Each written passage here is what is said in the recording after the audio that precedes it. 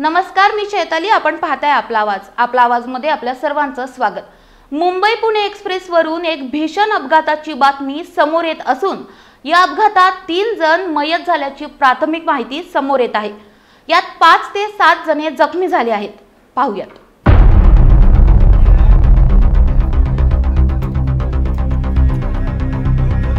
आज पहाटे 4च्या सुमारास मुंबई लेनवरील ट्रक क्रमांक KA 563277 या ट्रकचा ब्रेक फेल झाल्याने चालक बालाजी वडर वय वर्ष 26 याचे ट्रकवरील नियंत्रण सुटले आणि पुढे चालणाऱ्या कोंबडी वाहतूक करणाऱ्या टेम्पो क्रमांक MH11Y7832 ला जाऊन ट्रक धडकला अशी माहिती समोर येत आहे.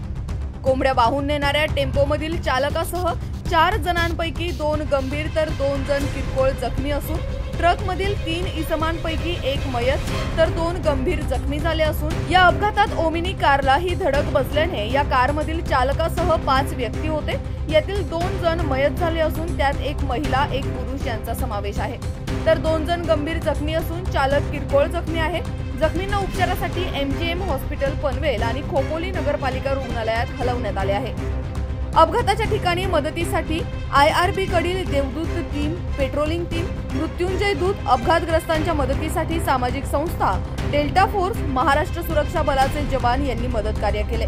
घटनास्थळी महामार्ग वाहतूक पोलीस, खोपोली पोलीस स्टेशन अधिकारी, कर्मचारी यांनी धाव घेत परिस्थिती नियंत्रणात आणली. तसेच काही काळ ठप्प झालेली वाहतूक सुरळीत केली.